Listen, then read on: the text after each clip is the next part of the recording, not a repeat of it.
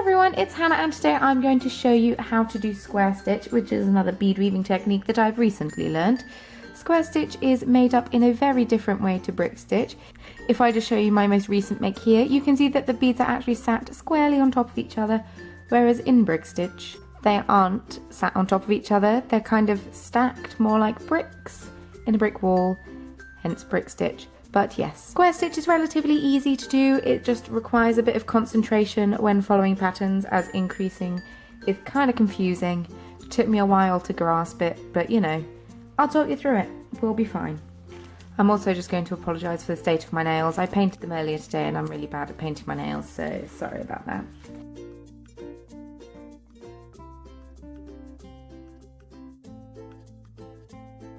So today, as usual, I'm using size 11 Delica beads. These beads are cylindrical in shape, which make them perfect for square stitch as they sit together nice and flat. I'm also using a bead that is completely unrelated to a project and looks completely different to the first row. This is going to be my stopper bead. I'm also using a size 10 beading needle that's threaded onto a length of black Nymo thread. As I said, this is just going to be an example of how to do it. I'm not following a specific pattern this time round. It just makes it easier for filming videos if I don't have to explain how to do the stitch in every single one. Yes? Yes? Good. So before I do anything, I'm going to thread on my stopper bead. To do this, I just thread up through the bead and pull it down, and then thread back up through the bead again. This will stop it moving around anywhere, but also makes it easy to remove at the end. So for my imaginary project, it has 5 beads in the first row, so I'm going to pick up 5 beads. But for whatever pattern you're following, you can just pick up the number of beads that are in the first row. And I'm just going to thread those down, and that's your first row done. Nice and easy. Zoomed in a bit to make it a bit easier for you to see. So for my second row, I'm going to do 5 beads again. So I'm just going to pick up 1 bead, my first bead, and I'm going to loop round. We're creating circles, much like with ladder stitch, but a little bit different. So my thread is coming out of this end, I've picked up my bead, and then I'm going to go back into the bead in the same direction that the thread is coming out of it.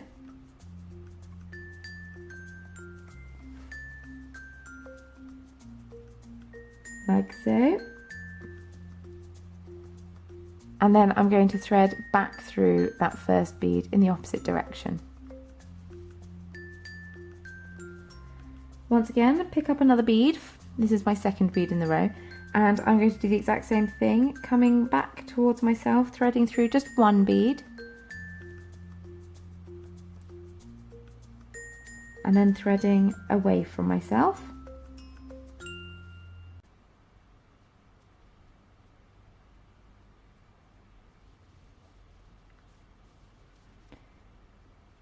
Pick up another bead and repeat. So going through the third bead, just the 1 bead, threading back towards myself,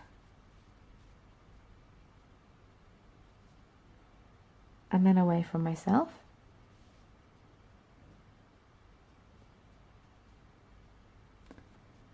And then 2 more. So for my next row, I want to increase it by 1 bead on either side.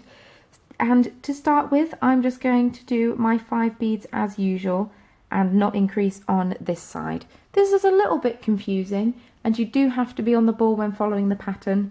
If you follow me on Instagram, then you will see that I tried to make this on Monday night and I was so tired. I made so many mistakes, so finished it today, which is Tuesday, after a good night's sleep.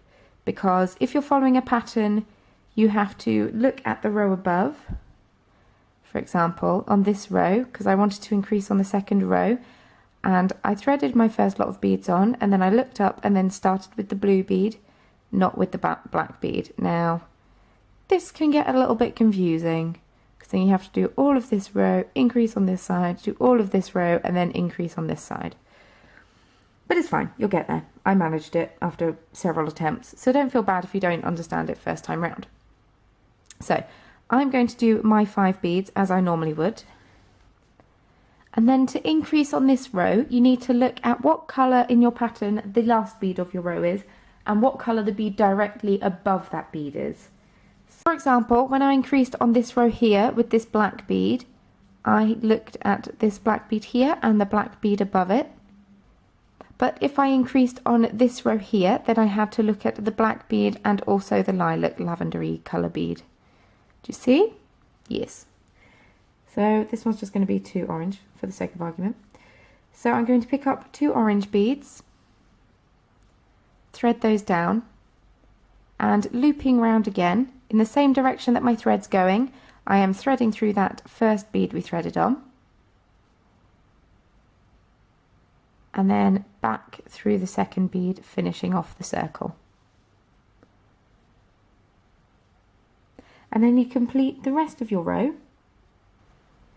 And at this point, it doesn't matter if your stopper bead falls off because your beads aren't going to go anywhere. Like so. And then to increase on the other row, you do exactly the same, but the other way around. So you look at the last bead colour on this row, using this as my example again. So if I were to increase this row here, I need to look over here. And so I have a black bead here and a black bead here. So I'm going to pick up 2 orange beads because I'm making an orange block, and I'm holding that in place, and once again following the circle round, going in the same direction that my thread is coming out of it, trying not to catch my tail in it too much. I'm pulling that down and then going back through. This will fill in the other side, so it's free moving, so it could go up, it could go down. I want it to go down, so we're going down. Now what I like to do is to go back through that bead and the bead next to it just to anchor it into place. And then thread back through those 2 beads there. Now if you need to increase on this row, you can increase on this side and then fill it in exactly the same way.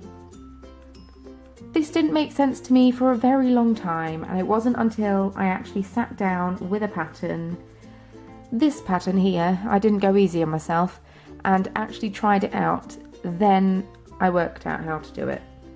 But sometimes you just have to try things and do things for them to make sense to you. But believe me, it's easier than it looks. To decrease, it is 10 times easier. So how I tend to get to where I want to decrease, say I want to decrease this row by 1. I go down, thread through a few beads of the row beneath,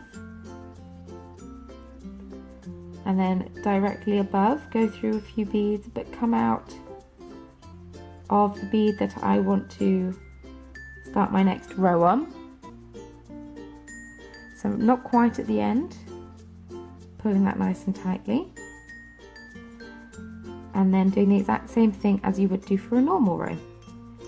Pick up a bead, continue in that circle,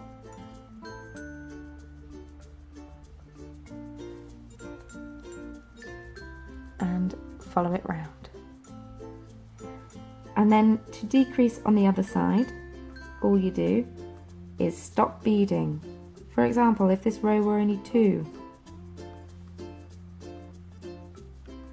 I could stop there and then start my next row. You see?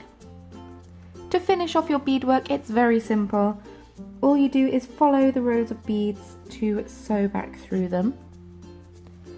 Much like this. Do it a good few times. You don't have to tiny knots for anything, just sew back through. Sew backwards and forwards a bit, and then once you've sewed through a good few times, you can just trim off the excess thread and repeat. To join a new piece of thread, you do exactly the same thing because square stitch does eat up a lot of thread. So you sew back through all your beads, finish off, and then you sew back through it again, coming out at the same point that you ran out of thread at, and start again. Keep going. Start beading your way around life. The great thing about square stitch is that you can use perler bead patterns and follow them like I did for all of these. It does take an awful lot longer than perler beads. This one, for example, took me almost 5 hours to complete. I did it in 2 sessions, don't worry.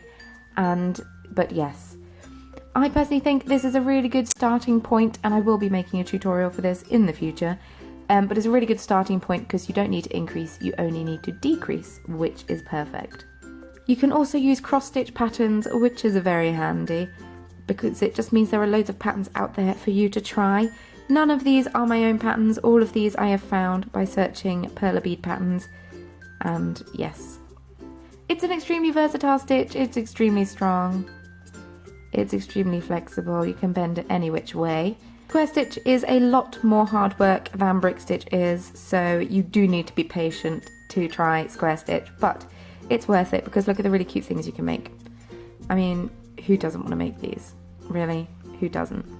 Now you know how easy it is to do square stitch. I hope that you enjoyed this tutorial. If there's anything in it that you didn't quite understand, please feel free to comment down below. I can try to clarify it for you, either film it in a slightly different way or try to explain it to you. Also, if there's any tutorials in particular that you'd like to see, don't forget to leave a request. I still have a few brick stitch tutorials that I know I need to make, and I'm sorry, I'm slacking, but I'm currently going through a square stitch phase, so I thought it's important to get this video out because somebody asked for a tutorial of this little guy, so you're going to see him in the future, along with some other ones. So make sure you subscribe. I post a new video every Sunday and sometimes a bonus one in the week as well, so why wouldn't you? That would be foolish. If you've made anything yourself using one of my tutorials, please feel free to post on various social media sites with the hashtag #TheCornerOfCraft so I can check it out for myself and see how talented you all are. It would mean the world to me. Thank you very much once again for watching, and I shall see you in my next video. Bye!